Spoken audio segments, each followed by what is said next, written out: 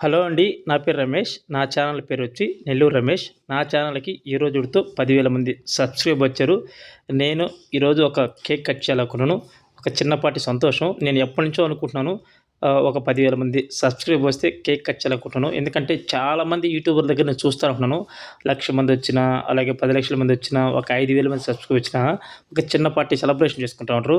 So, నాకు గూడా ఏందంటే ఎప్పటినుంచో ఒక కోరిక ఉంది. 10,000 మంది సబ్‌స్క్రైబ్ వస్తే కేక్ కట్ చేయాలని. చూడండి నా కొడుకు నేను కట్ చేసుకుంటాను. నిజంగా పెద్ద అంటే ఏం చెప్పుకోదగ్గ ఏం లేదు కదండీ.